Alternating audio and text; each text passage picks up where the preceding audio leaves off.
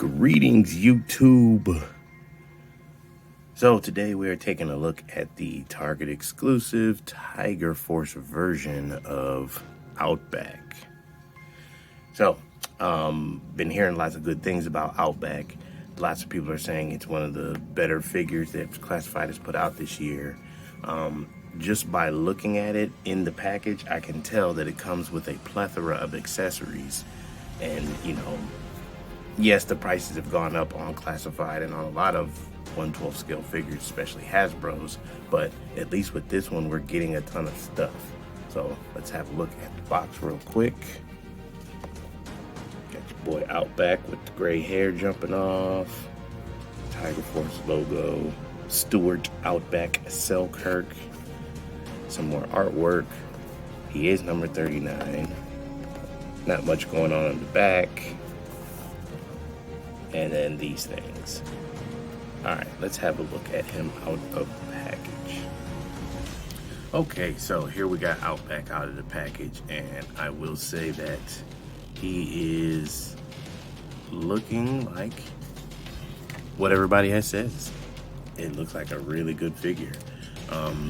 So as far as Outback, the character goes, I don't have a huge attachment to him, nostalgia-wise. When he came out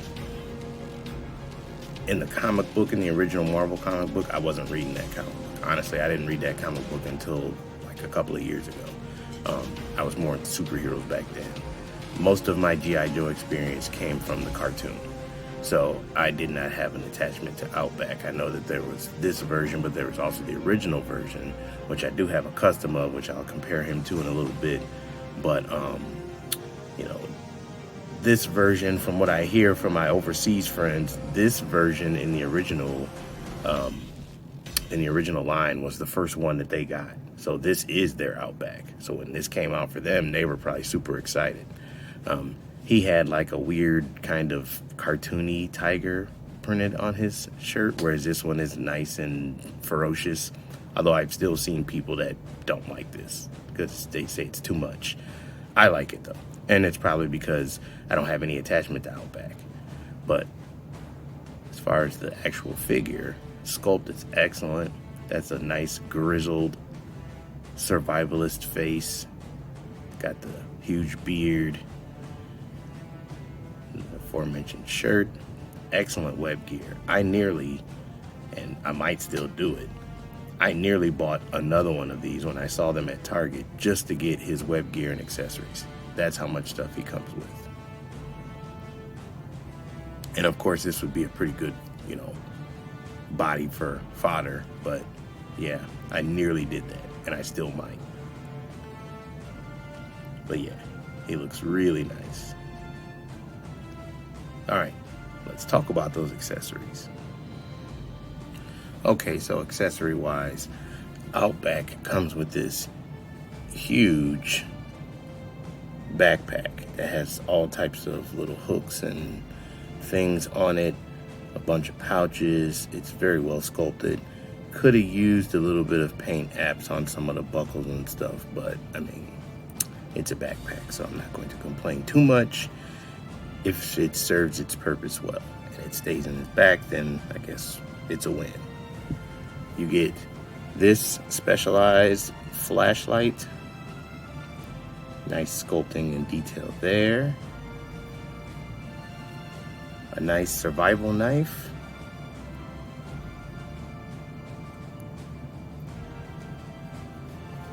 A mini shovel, which this probably has a specific name, but I don't know it. And I see that it has this hole in it that's probably to attach to the backpack. So we'll check that out later. You get a nice new, don't think we've seen this before, sidearm. And I like that. It's very well done.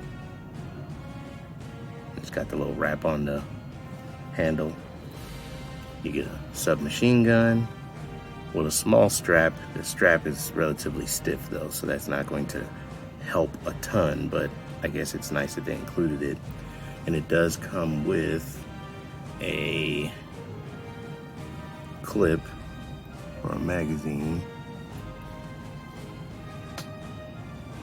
believe that's how it goes. Maybe it goes the other way.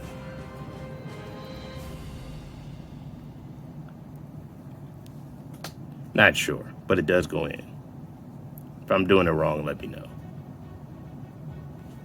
All right, so excellent amount of accessories. And then if you include all this web gear, because, you know, all of this is removable. I mean, the leg pieces and stuff you can just slide off without probably anything. Maybe a little bit of hot water.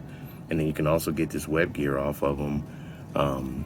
It does look like it's all connected without any type of connection points.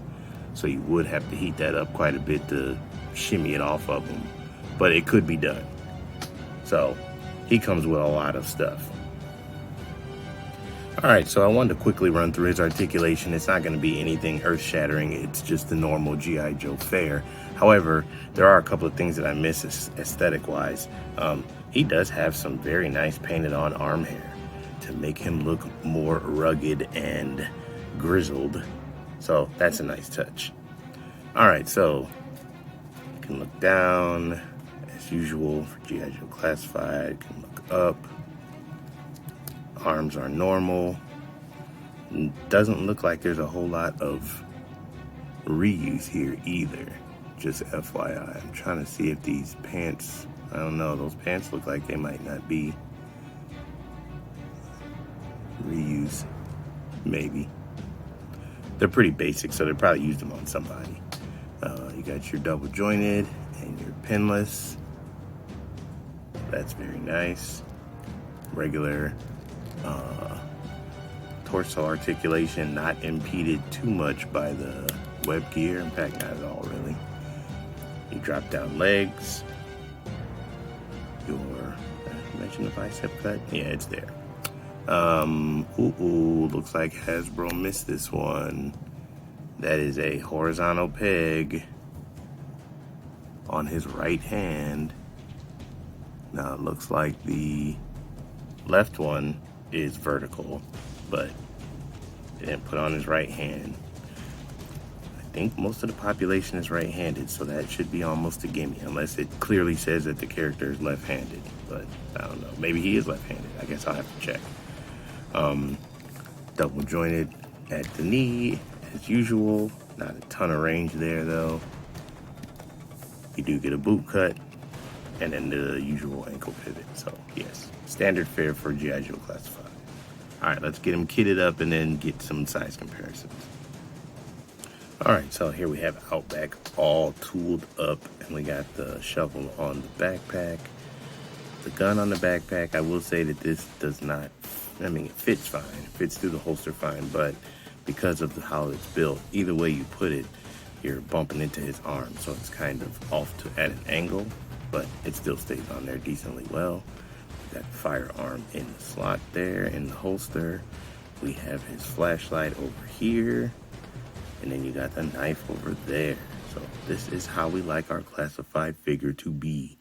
He needs to be able to hold all, and if not all, nearly all of his accessories. So he is looking very, very good. I'm pleasantly surprised and, you know, happy about how Outback turned out, especially because we know that we're getting the original version of him very soon, and it'll be on the exact same body, so it's nearly impossible for them to screw it up. All right, so let's look at some size comparisons.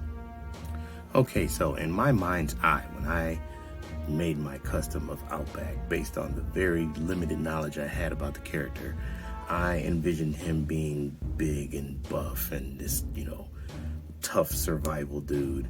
So I used the gung-ho body, and that's how I made my Outback. He's a whole lot bigger than well, not a whole lot bigger, but he's a decent amount bigger than the new Hasbro one here. They probably could be brothers, maybe. But yeah, he's a decent bit taller. He's probably half a head taller than, if I stand them up together, yeah, he's about half a head taller. So the new Outback will be obviously on this body. So my custom will kind of be, I don't know, replaced. It was very difficult to try to make a t-shirt on somebody. You see that your joints and such are going to get flaking and all of that junk, but it is what it is.